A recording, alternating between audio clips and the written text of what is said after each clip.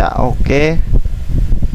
Kembali lagi bersama saya Yohanes Fanarden Setiahadi Nugroho dengan NIM 231154009 akan mempresentasikan hasil evaluasi minggu ketiga tentang cace.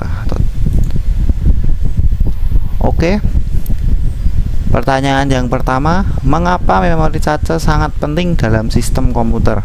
Ya, memori cache ini sangat penting karena menyimpan data yang digunakan oleh prosesor, memungkinkan akses lebih cepat ya, karena data-data itu yang sebelumnya digunakan atau yang paling sering digunakan itu akan disimpan sementara ke dalam memori cache ya. Memori cache ini memiliki akses lebih cepat dibandingkan RAM. Ini sangat mengurangi waktu untuk mengambil data dari memori utama dan meningkatkan kinerja sistem secara keseluruhan. Oke, kedua. Ya, ini apa perbedaan antara L1, L2 dan L3 cache? Oke, L1 cache ini terletak paling dekat dengan prosesor. Kapasitasnya itu paling kecil, biasanya beberapa KB, tapi KB atau kilobyte ya, KB. Tetapi ini sangat cepat, ini bahkan lebih cepat dari L2 dan L3. Oke, L2 cache ini lebih besar daripada L1. Ini memiliki ukuran ratusan kilobyte bahkan hingga beberapa megabyte, sedikit lebih lambat, namun ini masih lebih cepat dari RAM. Oke, L3 cache memiliki kapasitas terbesar, biasanya beberapa MB hingga puluhan MB, dan paling lambat dibandingkan L1 dan L2, tetapi kinerjanya masih lebih cepat dibandingkan dengan RAM suatu komputer. Oke, kita lanjut ke pertanyaan ketiga. Jelaskan tentang mapping cache memori. Oke, di sini ada dua mappingan ya, yaitu direct mapping dan set associative mapping. Direct mapping, dalam metode ini setiap blok memori utama hanya dapat dipetakan ke satu lokasi tertentu di cache. Keuntungannya adalah kesederhanaan dan kecepatan pemetaan. Namun kelemahannya adalah konflik yang lebih sering terjadi karena dua blok berbeda yang dipetakan ke tempat yang sama tidak dapat berada di cache secara bersamaan.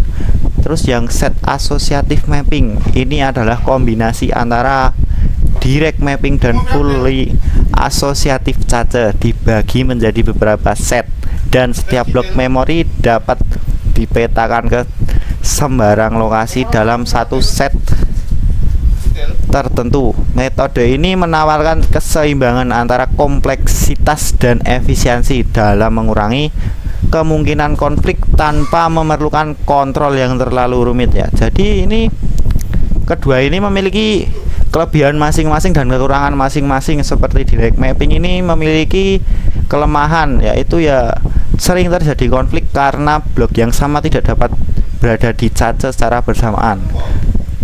Sementara yang ini memiliki kelemahan, yaitu kontrolnya yang terlalu rumit. Oke, kita lanjut ke pertanyaan selanjutnya. Ya, jelaskan tentang algoritma penggantian cache memori. Nah, di sini ada LRU, FIFO, random replacement, dan LFU. LRU itu adalah algoritma ini menggantikan blok yang paling lama tidak digunakan, atau misalnya kita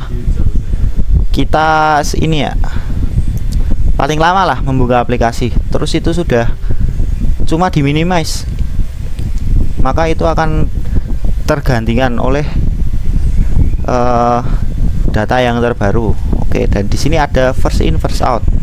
Ini sederhananya adalah kita mengantri di minimarket itu, yang pertama datang itu yang pertama keluar juga. Dalam algoritma ini blok yang pertama kali dimasukkan ke cache adalah yang pertama kali dikeluarkan. Nah, sama kan, ini sederhana tetapi tidak selalu efisien karena blok yang masih sering digunakan bisa saja diganti. Oke, yang ketiga adalah random replacement. Algoritma ini mengganti blok secara acak. Meskipun sangat sederhana, efisiensinya bisa lebih rendah dibandingkan metode lain karena tidak mempertimbangkan seberapa sering atau kapan data terakhir diakses. Oke, yang terakhir adalah least frequently used atau LFU. Algoritma ini menggantikan blok yang paling jarang diakses. Ini yang paling jarang diakses itu langsung digantikan, atau seperti itulah. Algoritma ini mengasumsikan bahwa data yang jarang digunakan di masa lalu akan tetap jarang diakses di masa mendatang. Oke, kita lanjut pertanyaan selanjutnya. Jelaskan salah satu memori yang Anda gunakan saat ini. Oke, salah satu memori yang saya gunakan saat ini adalah memori cache, terutama L1 cache. Memori ini berperan penting dalam menyimpan data dan instruksi yang paling sering digunakan oleh CPU, yang memungkinkan akses yang jauh lebih cepat dibandingkan RAM. L1 cache terletak langsung di dalam core prosesor sehingga memiliki kecepatan akses yang sangat tinggi meskipun kapasitasnya kecil. Penggunaan L1 cache ini memastikan proses yang saya jalankan lebih efisien dengan waktu yang paling minimal. Oke, sekian itu yang dapat saya sampaikan. Bila ada salah kata dan atau kata-kata yang kurang berkenan, terima kasih. Oke.